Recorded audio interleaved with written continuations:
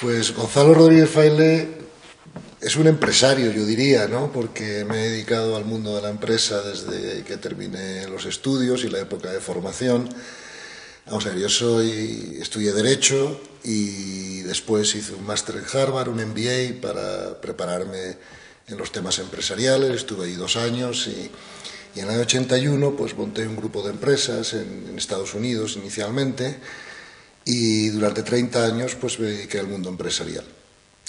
Lo que pasa es que tuve la fortuna de que me fue bien y me empecé a preguntar a una cierta edad, bueno, si a pesar de que había hecho todo lo que tenía que hacer para de alguna manera ser feliz en la vida, tener éxito en el mundo empresarial, tengo 6 hijos estupendos, todo fenomenal, ¿por qué tenía todavía momentos de preocupación, angustia, momentos de falta de paz? Y me di cuenta, como digo en el prólogo del libro que escribí al respecto, que la cultura actual pues no tenía soluciones, ¿no? para esos problemas, y entonces decidí investigar muchas cosas, ¿no? Sobre el conocimiento, sobre las nuevas ciencias, sobre lo que habían dicho los sabios a lo largo de la historia de la humanidad, y me di cuenta que estaba emergiendo un nuevo paradigma, ¿no? Una nueva manera de ver el mundo y la realidad y el ser humano, que era importante conocer y que era sobre todo importante dar a conocer, ¿no? Porque pensé que podía ayudarle a las demás personas tanto como había ayudado a mí, ¿no? Conocer esos temas. Y entonces decidí vender todas las empresas que había creado y decidí dedicar el resto de mi vida pues a estos temas, ¿no? Y por eso estamos aquí. Bueno, yo diría que hasta hace poco hemos vivido toda la humanidad inmersos en lo que yo llamaría un paradigma clásico, ¿no?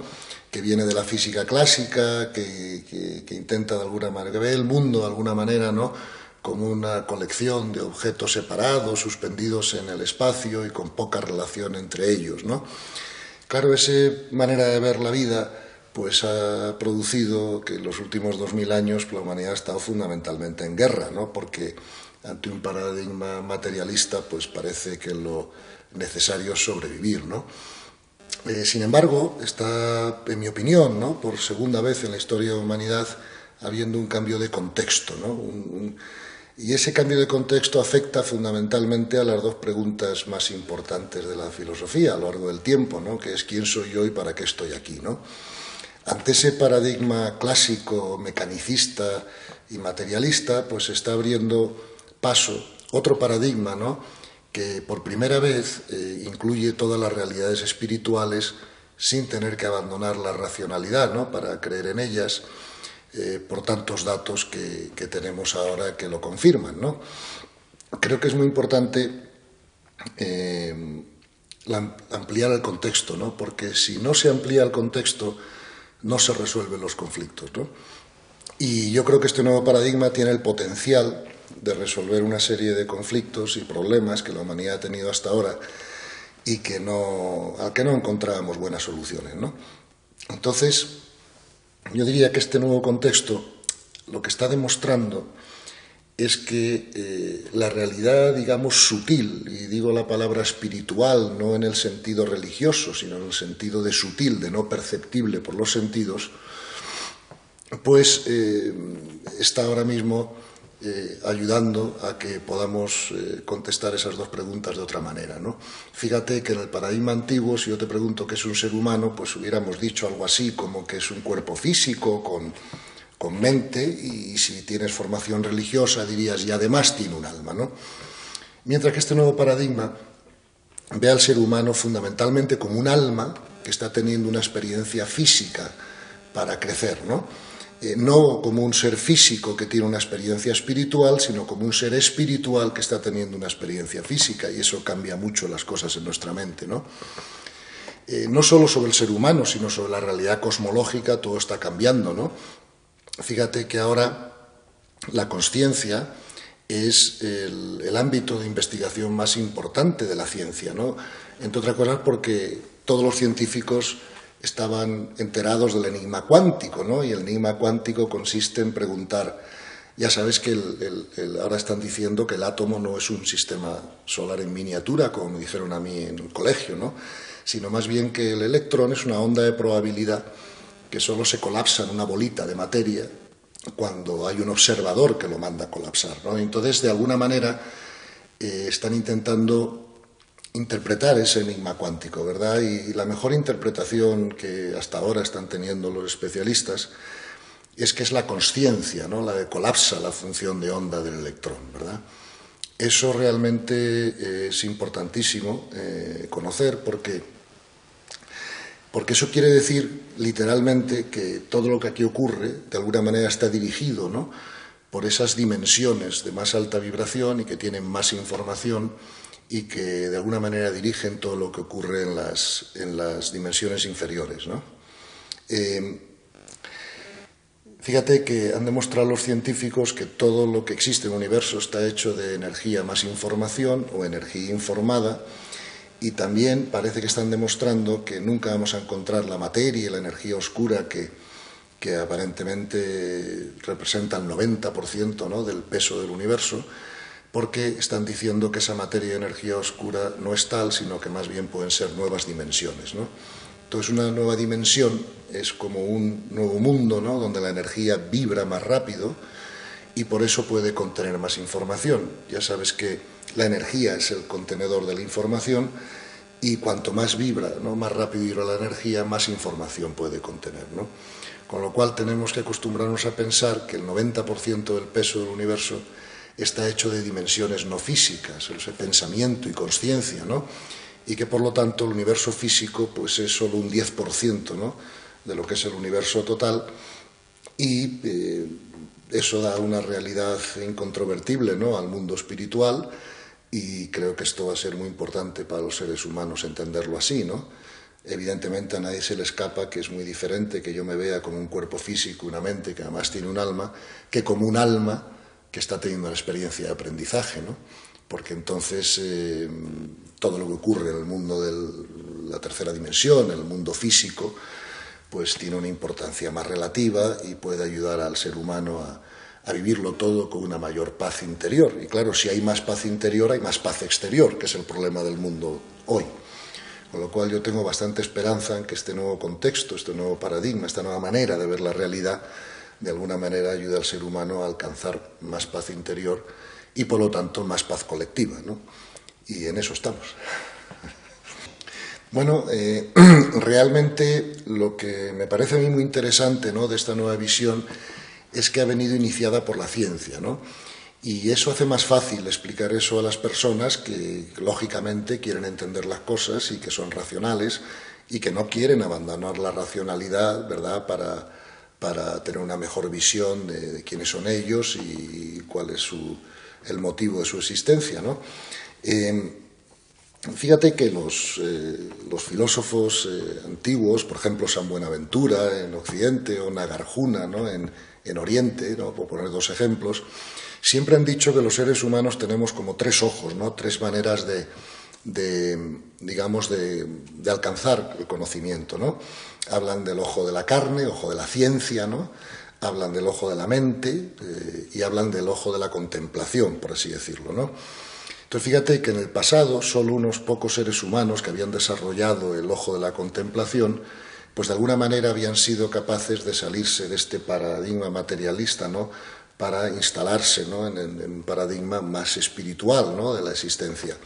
Sin embargo, el hecho de que la ciencia en los últimos años esté acompañando lo que han dicho los místicos a lo largo de la historia de la humanidad, creo que va a tener un efecto importantísimo, ¿no?, en la mente de las personas, que van a poder, por primera vez, digamos, a un nivel de conciencia inferior de lo que estaban esos sabios antiguos, pues poder aceptar en sí mismos, ¿no?, esta visión del mundo y este paradigma.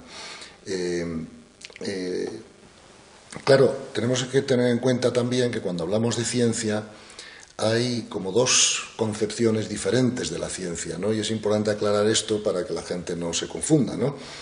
Por un lado, tenemos la idea de la ciencia empírico-analítica, ¿verdad?, que para la cual solo es ciencia aquello que pueda ser experimentado, ¿no?, y que pueda ser experimentado por los sentidos o sus extensiones, por ejemplo, un microscopio o un telescopio, ¿no? Sin embargo, las realidades que se están investigando, ¿no?, como la consciencia, no son objeto todavía de posible experimentación. Pero claro, si nos limitamos, ¿no?, a lo que es la ciencia empírica analítica, pues entonces tendríamos que afirmar que las matemáticas no son una ciencia, o la psicología positiva tampoco lo es, ¿no?, porque nadie ha podido pesar o medir un número o una emoción, ¿no? Y sin embargo, cuando todos aceptamos, ¿no?, que las matemáticas pues son científicas, ¿no? Pero sin embargo las matemáticas, por ejemplo, pertenecen al segundo ojo, ¿no?, al ojo de la lógica y la razón, insisto, porque su validez depende de su coexistencia lógica, no de que podamos pesar o medir, ¿no?, un pensamiento, una emoción o un número. Por lo tanto, quiero puntualizar que estamos hablando de ciencia en el sentido amplio de la ciencia, ¿no? Y el sentido amplio de la ciencia es aplicar el método científico a todo tipo de conocimiento, ¿no? Entonces, en ese sentido, podríamos hablar de ciencias físicas, ¿verdad? Serían empíricas, pero podríamos hablar de ciencias de la mente o incluso de ciencias de la contemplación, ¿verdad? Siempre que aplicáramos el método científico de inducción, comprobación y replicabilidad de resultados, ¿no? Entonces, en ese sentido de la ciencia amplia, es lo que yo estoy diciendo, que la ciencia hoy está ofreciéndonos, ¿verdad?, una nueva visión. Esa nueva visión es integral, porque, claro, en un universo donde todo estaba fragmentado y era mecanicista, pues tenía sentido estudiar las cosas por parcelas, ¿no? Y por eso tenemos medicina, arquitectura, derecho, tal, ¿no? Y cada uno es especialista en una parcela, ¿no? Pero un universo donde como nos están presentando hoy, donde todo está unificado, interconectado, tiene menos sentido, ¿no?, segregar el conocimiento por parcelas, y al revés, lo que tenemos que hacer es intentar integrar esos tres ojos, lo que cada uno de esos tres ojos ha dicho sobre la realidad a lo largo del tiempo. Y lo que vemos hoy es que muchas disciplinas del saber, por ejemplo la física cuántica, la matemática a través de la teoría del caos, la dinámica no lineal, la psicología transpersonal, la filosofía integral, la epigenética, todas están confluyendo, ¿verdad?, desde distintos ángulos en una visión novedosa de la realidad, que es la que hemos comentado antes, ¿no? Y entonces creo que estamos haciendo unos grandes avances, además necesarios, porque fíjate que, aunque ahora hablaremos de ello, supongo, los niveles de conciencia de la humanidad deben ir paralelos al desarrollo tecnológico. O sea, solamente habría que apuntar, pues, qué hubiera pasado, ¿no?, si Hitler hubiera tenido bombas atómicas, por decir algo, ¿no? Entonces, fíjate que el universo va regulando, que el avance en la conciencia va paralelo al avance de la tecnología, ¿no?, para que la podamos usar de manera útil para la humanidad y no destructiva. Entonces, fíjate que están diciendo los expertos de inteligencia artificial, por poner un ejemplo tonto, ¿no?, que es muy probable que dentro de 20 años un gran porcentaje de la humanidad, calculan que hasta el 80%, ¿no?, pues pueda estar en paro, ¿no?, porque claro, la inteligencia artificial va a hacer posible unos procesos mucho más eficientes, ¿no?, sin la intervención del ser humano en muchos de los trabajos actuales. Y yo me pregunto, al nivel de conciencia actual de la humanidad, cuando el 80% de la humanidad esté en paro, ¿qué va a pasar? Si no subimos el nivel de conciencia, no podemos acomodarnos, ¿verdad?, a las nuevas tecnologías. Ten en cuenta que si ha habido una constante en la historia de la humanidad en los últimos 2000 años ha sido la guerra. Primero física, en Europa hasta hace 70 años, ¿no? Y cuando no es física, pues es verbal o mental. Y entonces la guerra de los partidos políticos, la guerra de las empresas, la guerra, ¿no?, en general, ¿no? Y claro, con el 80% de la humanidad en paro y 16 horas al día a tu disposición, o cambiamos de nivel de conciencia o esto no va a acabar bien, ¿no? Y yo creo que por eso se está dando al mismo tiempo, que es el mismo tiempo que está dando el avance en la tecnología, pues está produciendo un proceso, ¿no?, en el conocimiento, ¿no?, en el ser humano, incluso en la visión de la realidad, que es la única posibilidad, en mi opinión, de que podamos cambiar de mentalidad colectiva y, por lo tanto, cambiar las motivaciones básicas, los propósitos básicos del ser humano y comprender que estamos aquí para crecer y para evolucionar y para ayudar a otros a crecer y que otros nos ayuden a nosotros, no para competir y guerrear, ¿no? Y eso es un poco lo que este paradigma va a dejar claro, en mi opinión, y en el que tengo puestas muchas esperanzas, ¿no? Yo creo que lo que pasaba antes en la humanidad es que, de alguna manera, nosotros ya habíamos tenido suficientes sabios y maestros espirituales a lo largo de la historia de la humanidad, Jesucristo, Buda, Gandhi, no sé, Lao Tse, San Agustín, o sea, puedo citar muchísimos, ¿no? Curiosamente, cuando tú estudias lo que han dicho todos ellos, te das cuenta de que tanto sean de Oriente como de Occidente, que tengan distintas maneras culturales de expresar el mensaje, pero el mensaje es esencialmente el mismo, ¿no? Fíjate que ya dijo Teilhard de Chardin que todo lo que asciende converge, ¿verdad? Y por lo tanto arriba del nivel de consciencia las cosas se ven de una manera muy semejante. Creo que lo que esto va a permitir a la humanidad es lo siguiente, ¿no? Fíjate, cuando yo era un hombre más joven y yo escuchaba algunas de las enseñanzas de estos maestros, por ejemplo, como estamos en Occidente, pues citaré el Evangelio, ¿no? Y yo recuerdo que en el Evangelio se dice, si te agreden o te ofenden, pon la otra mejilla, ¿no? O se dice, busca el reino de Dios interior y todo lo demás se dará por añadidura. Cuando yo era un hombre más joven y escuchaba las enseñanzas, mi mente era un obstáculo para poder vivirlas, ¿no? Porque yo pensaba, si pongo la otra mejilla me asesinan. O pensaba, si yo no voy a Harvard y trabajo mucho y tal y cual, a ver quién paga la factura de mis hijos, dónde está la añadidura, cómo se produce todo eso, ¿no? Entonces, de alguna manera, teníamos unas enseñanzas que eran válidas, pero teníamos un contexto mental que a todos nos hacían difícil el poder vivirlas en la vida, ¿no? Y claro, si no las vives en tu vida, pues sirve de poco, ¿no?, tener el conocimiento intelectual del asunto, ¿no? Entonces, yo creo que este paradigma lo que va a hacer es que las personas van a darse cuenta mucho más rápidamente que esas enseñanzas no son simplemente teóricas o espirituales para que llegue un momento en que, de alguna manera, el alma de cada uno se salve de una manera o de otra, ¿no? Sino que más bien vamos a poder comprender que esas enseñanzas es la forma más práctica de vivir la vida, ¿no? Fíjate que otra enseñanza también occidental del Evangelio es cuando Jesucristo dice, por sus frutos los conoceréis, ¿no? Pues claro, eso no solo se aplica a las personas, sino a las ideas y a todo lo demás, ¿no? Entonces, yo creo que la validez también de un paradigma, un contexto, un punto de vista, claro, es el bienestar personal y colectivo, ¿verdad?, que pueda traer al mundo, ¿no? Porque claro, si no funciona, si no vale para nada, pues entonces no es bueno, no es verdad, no sirve, ¿no?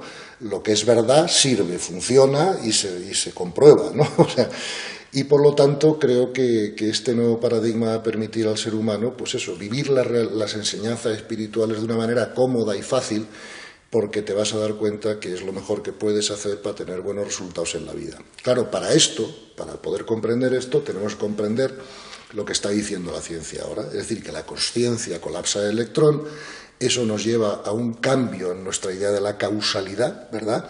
Porque yo antes pensaba, cuando era más joven, que en el mundo de la forma, la tercera dimensión, era un mundo de causa y efectos.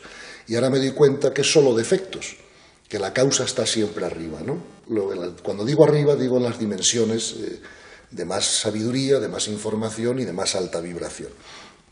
De alguna manera esto nos lo han dicho siempre los sabios y los místicos, porque otra vez más en el Evangelio Jesucristo nos dice, hasta el último pelo de tu cabeza está contado, ¿no? Pero claro, no teníamos un marco mental donde pudiéramos comprender en profundidad esa enseñanza. Ahora sí, ahora sabemos que la consciencia colapsa el electrón, sabemos que la consciencia tiene unos códigos para hacer eso, a esos códigos lo llamamos las leyes universales, que no es lo mismo que las leyes físicas, porque la gravedad es una ley física, existe aquí, pero no existe en el espacio. Las leyes universales existen en todo el universo, en todo momento y en todo lugar, y nada puede ocurrir fuera de la ley. Claro, da mucha más paz y tranquilidad saber que los eventos, ¿no?, digamos, del mundo de la forma, están de alguna manera causados por esas dimensiones que cometen menos errores que nosotros y que de alguna manera regulan, ¿no?, la evolución de las almas, ¿verdad?, que es lo que somos los seres humanos, y podemos afirmar, pues, que la visión que nos están dando hoy es que todo esto, ¿verdad?, que nos rodea, todos los mundos físicos, son escuelas de almas. Claro, yo comprendo que todo esto, la primera vez que alguien lo escuche, pues va a ser un poco chocante, ¿no?, porque es lo que me pasó a mí la primera vez que lo escuché y tuve que meterle, pues, muchas miles de horas, ¿no?, de investigación, de comprobación, pues para estar cómodo con estas ideas.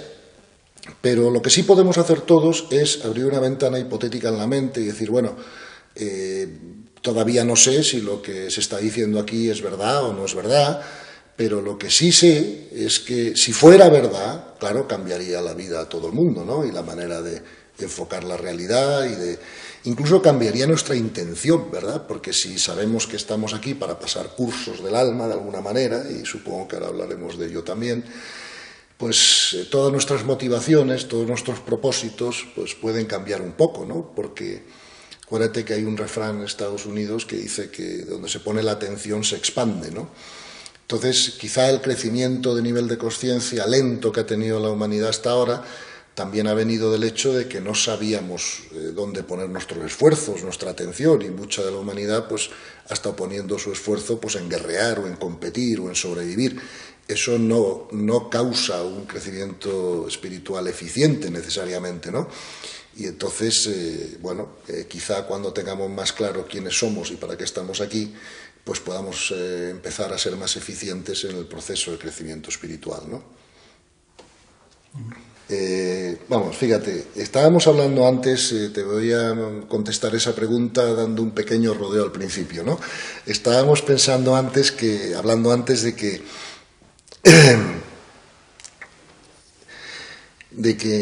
existe lo que llamamos el enigma cuántico, ¿no? Y que eso fue el famoso experimento de la doble ranura, ¿no? De la física cuántica, que ha cambiado tanto, ¿no?, nuestra manera de ver la realidad.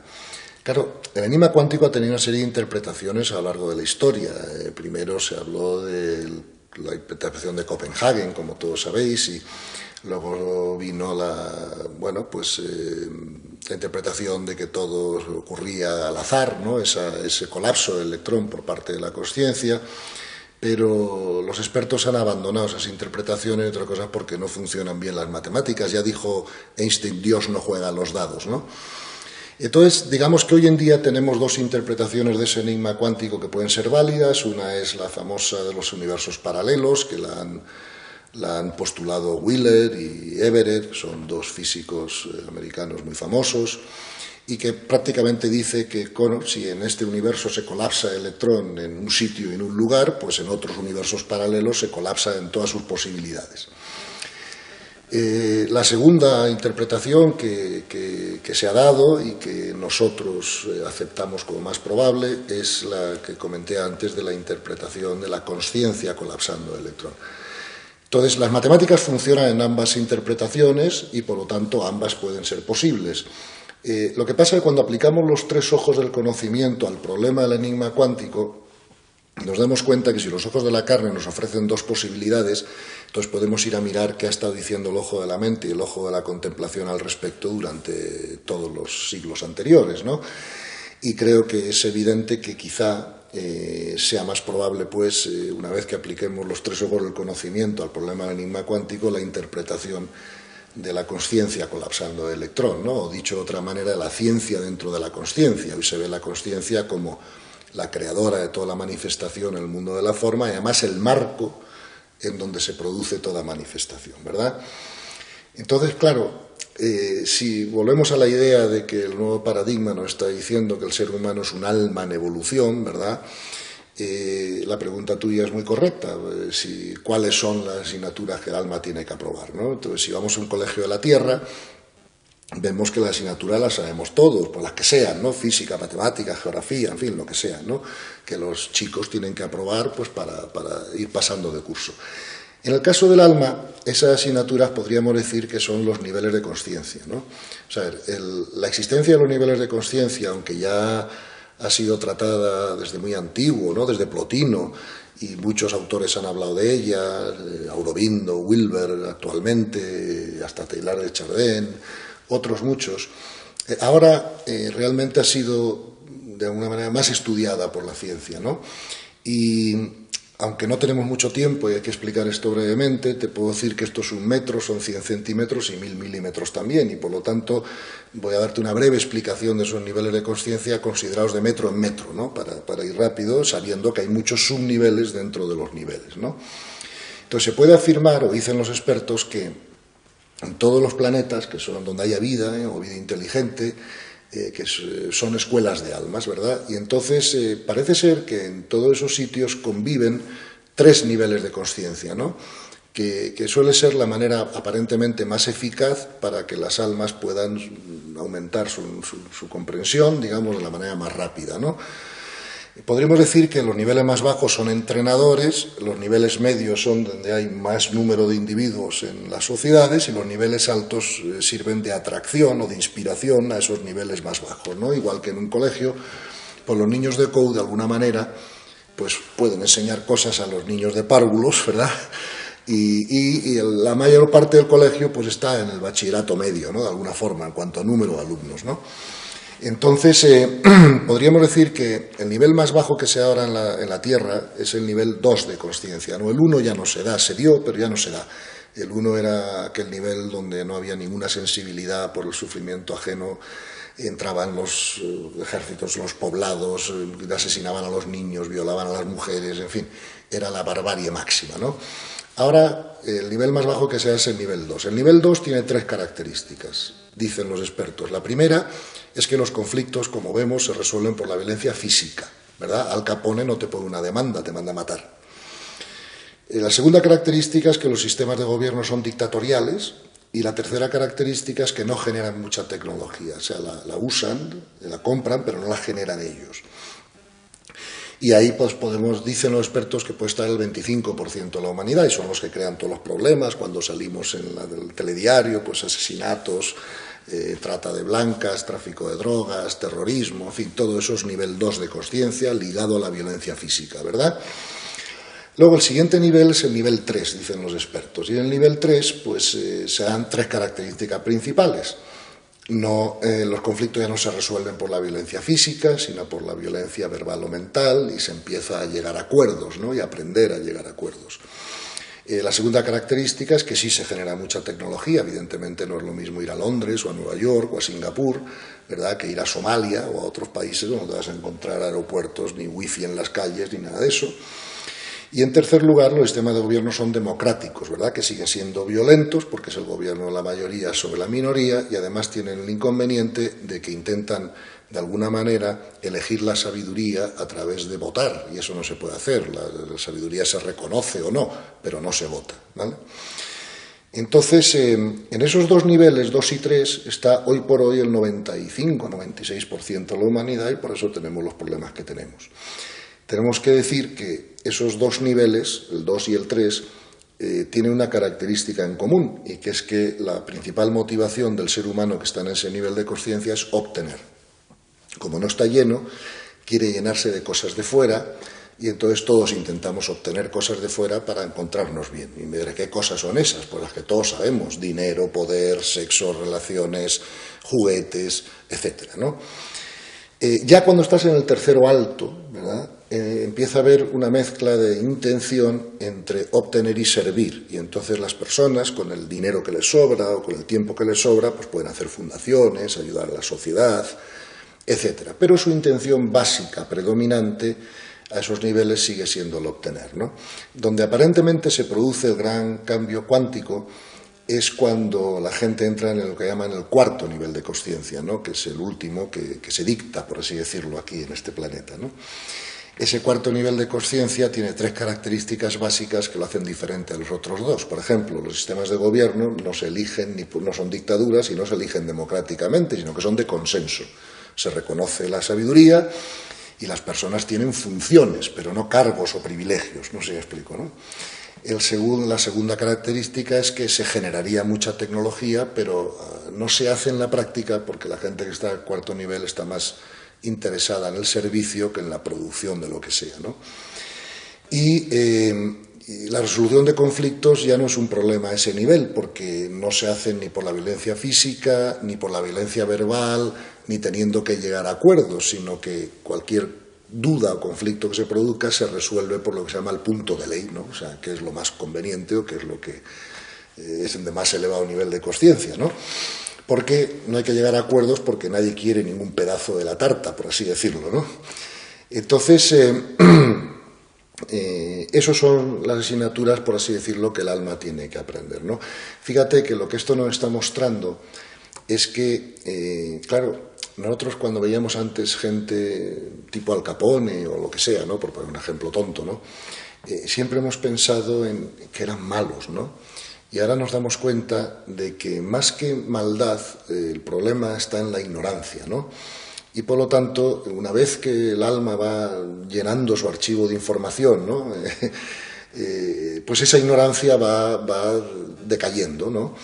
Y fíjate que quizá podamos afirmar que la mayor diferencia entre un personaje como Teresa de Calcuta o Gandhi, porque esto no tiene nada que ver con confesiones religiosas o culturales, sino con nivel de consciencia, ¿verdad?, que es transversal a todo, pues estas personas son lo que son más que nada porque tienen un alma que ha tenido más experiencias, que ha pasado por más cursos, ¿no?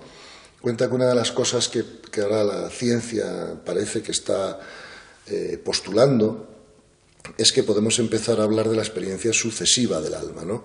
Fíjate que en esto creo que es unos los puntos donde quizá menos han acertado las distintas filosofías, tanto orientales como occidentales, ¿no? Las orientales creían en la reencarnación, las occidentales no, pero yo creo que al final este es un tema que tiene que resolver la ciencia. No podemos en esto hacer errores categoriales, no se puede decidir qué ocurre con el alma después de la muerte, nada más que a nivel científico, en mi opinión, ¿no? Y tenemos que esperar lo que nos diga la ciencia al respecto, lo demás pueden ser opiniones, ¿no? Pero aparentemente los mejores datos que tenemos a través de las regresiones, a través de las experiencias cercanas a la muerte, que están estudiando mucho, es que parece ser que la purificación del alma, o sea, la evolución del alma, incluye la posibilidad de que el alma vaya a poder tener distintos cuerpos físicos, ¿no?, distintos vestidos a lo largo del tiempo, ¿no? Fíjate, los sabios en la antigüedad siempre han hablado del salón de las 1000 vidas, ¿no?, como si de alguna manera hicieran falta 1000 existencias, ¿no?, en el reino humano para que un alma pueda evolucionar, pues, de un Al Capone o de un Attila el Uno, ¿no?, o de un Hitler a un Gandhi o una Teresa de Calcuta, ¿no? Claro, si lo vemos así, eso también nos da más paz, ¿verdad? Porque todo lo que sea despolarizar la mente, ¿no?, aunque hablaremos quizá de eso después, pues también ayuda, ¿no?, a comprender, a tener más paz, a darnos cuenta de las dificultades a veces insalvables, ¿no?, que tienen los niveles de consciencia inferiores. Fíjate que lo explicamos bien en el libro, pero han demostrado que el funcionamiento del cerebro es muy diferente según el nivel de consciencia, ¿no?, y que el nivel de consciencia es la causa primaria de todos los problemas de la humanidad. Por lo tanto, esto tenemos que tenerlo en cuenta a la hora de crear, pues, programas y soluciones para que haya más paz en el mundo, ¿no? Y creo que es una información muy interesante, porque hasta que no comprendíamos en profundidad cómo funcionaban los niveles de consciencia, no podíamos ofrecer soluciones eficaces, ¿no?, para los problemas en el mundo, porque no resolvíamos la causa primera, ¿no? Te voy a poner un ejemplo tonto, ¿no?, pero a mí me han preguntado muchas veces, pues porque mi actividad empresarial tenía que ver con el mundo financiero y con el mundo económico, ¿por qué creía yo que había habido una crisis tan importante en España en los últimos años, ¿no? Y cuando yo preguntaba a la gente, ¿y tú por qué crees que ha ocurrido, ¿no?, muchos me daban razones válidas pero insuficientes, ¿no? Me decían, bueno, porque ha habido mucha corrupción, o mucho paro, o mucha deuda, o mucho lo que sea.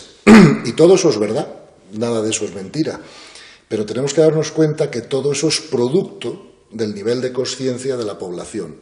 Si toda la población en España hubiera sido como Gandhi o Teresa de Calcuta, por así decirlo, en cuanto a su nivel de conciencia, pues no hubiera habido ni mucha corrupción, ni mucho paro, ni mucha deuda, ni mucho nada de eso, ¿no? Entonces tenemos que darnos cuenta que la causa primaria, ¿verdad?, de todos los problemas en el mundo está en el nivel de consciencia de la población.